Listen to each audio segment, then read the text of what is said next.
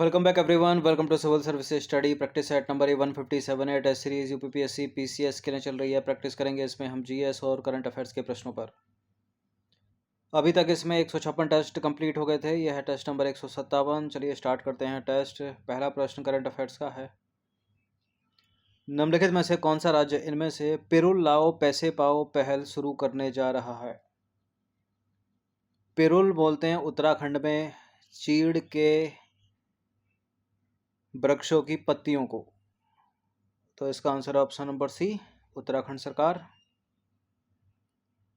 ठीक है, उत्तराखंड में पिरुल का तात्पर्य चीड़ के पेड़ की पत्तियों से है। उत्तराखंड सरकार चीड़ की पत्तियों के संग्रह को प्रोत्साहित और वनाग्नि पर नियंत्रण के लिए पिरुल लाओ पैसे पाओ पहल लागू कर रही है।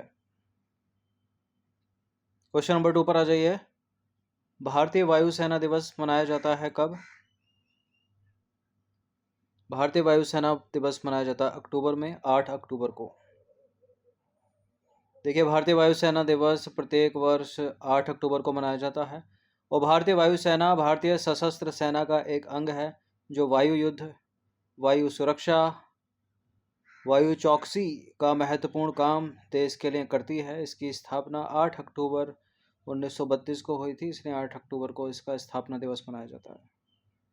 क्वेश्चन नंबर 3 पर आ जाइए। येलो हेडेड टोर्टोइज यानी पीले सिर वाला जो कछुआ है, IUCN की रेड लिस्ट में क्या है वो? संकटग्रस्त है, गंभीर रूप से संकटग्रस्त है, कम चिंतनीय, डेटा अपर्याप्त। बहुत कम है, ये गंभीर रूप से संकटग्रस्त है यानी क्रिटिकली इंडेंजर्ड है। सी है इसका आंसर। और इसकी जगह अगर ऑलिव रिडले कछुआ होता तो ऑलिव रिडले कछुआ जो है वो वुल्नरेबल है। तो IUCN की रेड लिस्ट में येलो हेडेड टोर्टोइज यानी पीले सिर वाला जो कछुआ है वो है क्रिटिकली इंडेंजर्ड, गंभीर रूप से संकटग्रस्त। क्वेश्चन नंबर 4 पर आ जाइए। भारत में निम्नलिखित में से किस राज्य में हाथियों की जीव संख्या सबसे अधिक है?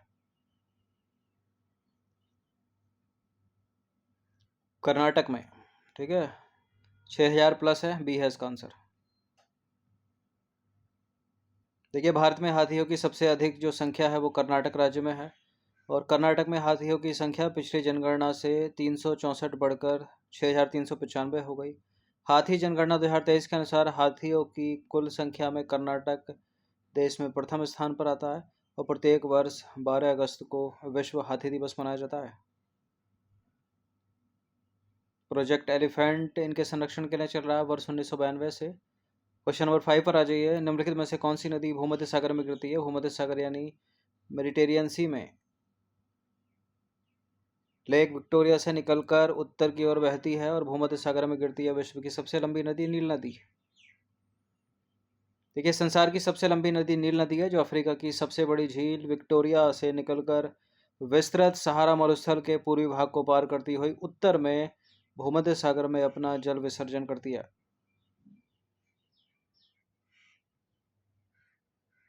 क्वेश्चन नंबर 6 पर आ जाइए। प्रवर्तन निदेशालय यानी ईडी ने निम्नलिखित में से किस राज्य के ग्रामीण विकास विभाग पर छापा मारा? झारखंड, डी है इसका आंसर। देखिए, हाल ही में प्रवर्तन निदेशालय ईडी ने मनी लॉन्ड्रिंग जांच के तहत रांची में झारखंड ग्रामीण विकास विभाग के परिसरों पर छापा मारा, जिसमें उसने हाल ही में भारी नकदी जब्त की। क्वेश्चन नंबर 7 पर आ जाइए। अंतर्राष्ट्रीय मुद्रा कोष की स्थापना किस वर्ष की गई थी? इंटरनेशनल मॉनेटरी फंड की स्थापना है 1944, 1944 सी है इसका आंसर। देखिए, अंतर्राष्ट्रीय मुद्रा कोष IMF जिसे फंड के रूप में भी जाना जाता है, उसकी अभिकल्पना जुलाई 1944 में संयुक्त राष्ट्र के न्यू हैम्पशायर में संयुक्त राष्ट्र के ब्रिटेन वुड्स सम्मेलन में की गई थी। प्रश्न बनते हैं, IMF से ही बनता है, वर्ल्ड बैंक से ही बनता है। ये जो संस्थाएं हैं जिन वार्षिक रिपोर्ट्स को निकालती हैं उनके ऊपर भी प्रश्न बनता है। क्वेश्चन नंबर 8 पर आ जाइए। भारत किस वर्ष इंटरनेशनल ऑर्गेनाइजेशन फॉर माइग्रेशन का सदस्य राज्य बन गया? वर्ष 2015 में, 2018 में, 2008 में, 2020 में। भारत बना था इंटरनेशनल ऑर्गेनाइजेशन फॉर माइग्रेशन का सदस्य राज्य वर्ष 2008 में? बी है इसका आंसर। तो भारत वर्ष 2008 में इंटरनेशनल ऑर्गेनाइजेशन फॉर माइग्रेशन यानी IOM का सदस्य राज्य बन गया। क्वेश्चन नंबर 9 पर आ जाइए। अंतर्राष्ट्रीय प्रवासन संगठन का मुख्यालय निम्नलिखित में से किस देश में है? अंतर्राष्ट्रीय प्रवासन संगठन का मुख्यालय है जेनेवा में, स्विट्जरलैंड में। बी है इसका आंसर। देखिए, प्रवासन हेतु अंतर्राष्ट्रीय संगठन एक संयुक्त राष्ट्र संस्था है जो आंतरिक रूप से विस्थापित व्यक्तियों, शरणार्थियों, प्रवासी श्रमिकों सहित सरकारों और प्रवासियों को प्रवासन से संबंधित सेवाएं और सलाह प्रदान करती है। इसका मुख्यालय है स्विट्जरलैंड के जिनेवा में। पुष्टि मार्ग की स्थापना किसके द्वारा की गई थी? निम्बार्क, चैतन्य महाप्रभु, माधवाचार्य या बल्लभाचार्य? पुष्टि मार्ग की स्थापना की गई थी बल्लभाचार्य के द्वारा। डी है इसका आंसर। देखिए, बल्लभाचार्य पुष्टि मार्ग नामक भक्ति संप्रदाय के संस्थापक थे। पुष्टि मार्ग रुद्र संप्रदाय की एक उप परंपरा है जिसे पुष्टि मार्ग संप्रदाय या बल्लभ संप्रदाय यानी वैष्णववाद के नाम से जाना जाता है। क्वेश्चन नंबर 11 पर आ जाइए। निम्नलिखित में से किस प्रकार का वन हिमालय की तलहटी में पाया जाता है? हिमालय की तलहटी यानी foot hills of the Himalayas. तो तलहटी की बात हो रही है, तो तलहटी में रहते हैं पर्णपाती वन, ठीक है, जो पत्तियां गिरा देते हैं अपनी। डी है इसका आंसर।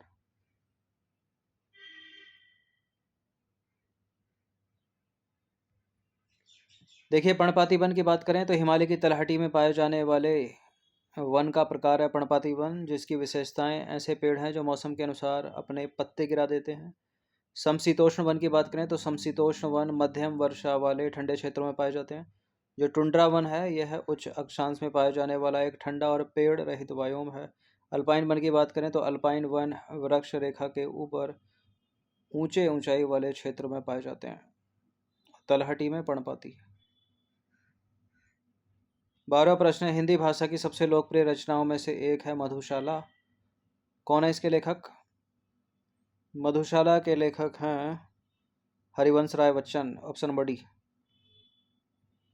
देखिए, Madhushala the house of wine Hindi के कवि और लेखक हरिवंश राय बच्चन की पुस्तक है। इसमें 135 चौपाई यानी 4 पंक्तियों वाली रुबाइयां हैं। क्वेश्चन नंबर 13 पर आ जाइए। निम्नलिखित में से किस प्रसिद्ध लेखक को उपन्यास सम्राट के नाम से जाना जाता है? हरिवंश राय बच्चन, माखन लाल चतुर्वेदी, सूर्यकांत त्रिपाठी निराला या मुंशी प्रेमचंद? उपन्यास सम्राट के नाम से जाने जाते हैं मुंशी प्रेमचंद। इनकी रचनाएं हैं गोदान, गबन, कर्मभूमि, रंगभूमि, सेवा सदन। देखिए, प्रेमचंद को उनके समकालीनों के द्वारा उपन्यास सम्राट की उपाधि दी गई थी। उन्हें आधुनिक हिंदी उपन्यास का जनक माना जाता है। प्रेमचंद के सबसे प्रसिद्ध उपन्यासों में गोदान 1936, कर्मभूमि 1932 और गबन 1931 है। बहुत पूछ गए एग्जाम्स में ये। और प्रेमचंद को 1950 में पद्म भूषण से सम्मानित किया गया था। क्वेश्चन नंबर 14 पर आ जाइए। निम्नलिखित में से कौन सा महाकवि कालिदास की रचना नहीं है? देखिए, कालिदास की रचना तो इसमें मेघदूत है, कुमार संभवम है, रघुवंशम है। The age of time, the age of time नहीं है, बी नहीं है इसमें, बी है इसका आंसर। कुमार संभवम जो कि एक महाकाव्य था, ठीक है, यानी है, जिसकी रचना प्रसिद्ध कवि कालिदास ने की थी। मालविकाग्निमित्रम, विक्रमोर्वशीयम और अभिज्ञान शाकुंतलम उनके कुछ प्रसिद्ध नाटक हैं और रघुवंशम और मेघदूत उनकी कविताएं हैं। कालिदास उज्जैन के शासक राजा विक्रमादित्य के दरबारी कवि थे। The age of time Bharat में जन्मी नासा अंतरिक्ष यात्री कल्पना चावला की जीवनी है, ठीक है, तो बी है इसका आंसर, जो नहीं है। क्वेश्चन नंबर 15 पर आ जाइए। निम्नलिखित में से कौन सा एक सही सुमेलित है? प्रसिद्ध व्यक्ति हैं ये है उनकी जीवनी या आत्मकथा। सानिया मिर्जा, मैरी कॉम, ध्यानचंद। ध्यानचंद के आगे गोल, मैरी कॉम के अनब्रेकेबल और Sania Mirza ace against odds. नीचे देखे कूट का प्रयोग करके सही उत्तर का चुनाव कीजिए। सानिया मिर्जा की जीवनी आत्मकथा है एज अगेंस्ट ऑड्स, ठीक है, पहला। मैरी कॉम अनब्रेकेबल, ठीक है। मेजर ध्यानचंद गोल्ड, ठीक है। तो सारे के सारे सुमेलित हैं, तो डी है इसका आंसर 1 2 3। तो Sania Mirza ace against odds, Mary Kom unbreakable और ध्यानचंद्र गोल। नाबार्ड की स्थापना कब की गई थी? नाबार्ड की स्थापना की गई थी 12 जुलाई 1982 को। सी हैज़ आंसर। देखिए, नाबार्ड की स्थापना 12 जुलाई 1982 को भी शिवरामन समिति की सिफारिशों पर राष्ट्रीय कृषि और ग्रामीण विकास बैंक अधिनियम 1981 को लागू करने के लिए की गई थी। तो ये स्थापना से संबंधित प्रश्न भी कई बार एग्जाम में पूछा गया है। क्वेश्चन नंबर 17 पर आ जाइए। भारतीय लघु उद्योग विकास बैंक सिडबी की स्थापना कब हुई थी? सिडबी है 1990 का, अप्रैल 1990। भारतीय लघु उद्योग विकास बैंक सिडबी भारत की एक प्रमुख विकास वित्तीय संस्था है। इसका उद्देश्य पुनर्वित्त सुविधाएं उद्योगों को अल्पकालिक ऋण प्रदान करना है। यह सूक्ष्म लघु मध्यम उद्यम क्षेत्र की शीर्ष वित्तीय संस्था के रूप में कार्य करता है और भारतीय लघु उद्योग एवं विकास बैंक यानी सिडबी का मुख्यालय है उत्तर प्रदेश के लखनऊ में। क्वेश्चन नंबर 18 पर आ जाइए। भारतीय संविधान का निम्नलिखित में से कौन सा अनुच्छेद राज्य के लिए महाधिवक्ता की बात करता है?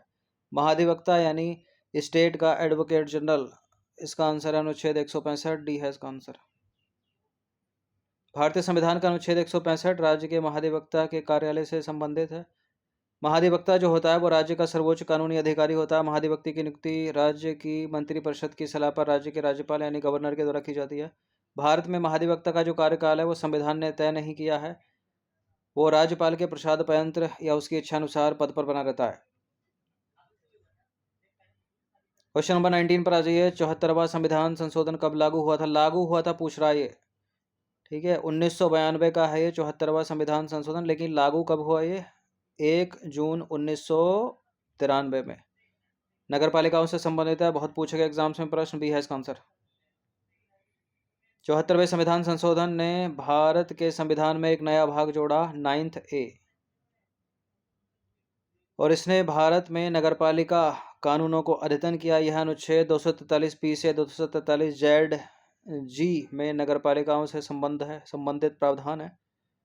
और यह संशोधन, जिसे नगरपालिका अधिनियम के नाम से भी जाना जाता है, 1 जून 1993 को लागू हुआ। ठीक है, लागू कब हुआ? 1 जून 1993 को।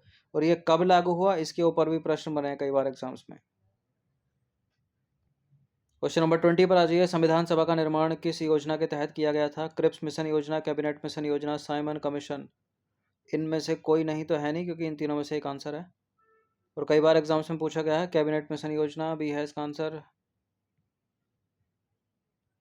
तो कैबिनेट मिशन यह फरवरी 1946 में एटली सरकार यानी क्लीमेंट एटली सरकार द्वारा भारत भेजा गया एक उच्च शक्ति वाला मिशन था।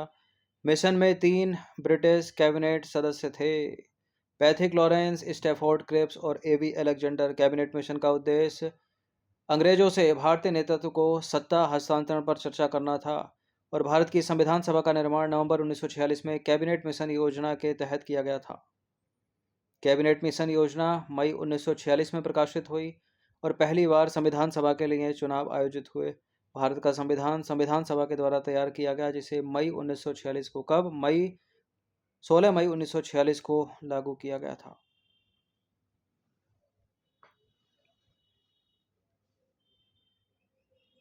ठीक है,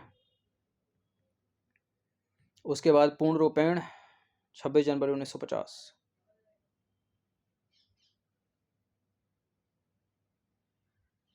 तो 20 प्रश्न थे इंपॉर्टेंट, इनकी प्रैक्टिस 1 से 2 बार कर लीजिएगा। इन सभी टेस्ट की फुल टेस्ट PDF सीरीज प्राप्त कर सकते हो। यह नंबर इस पर कॉल या व्हाट्सअप करके पेड टेलीग्राम ग्रुप से जुड़कर हर दिन प्रैक्टिस करते रहिए। धन्यवाद।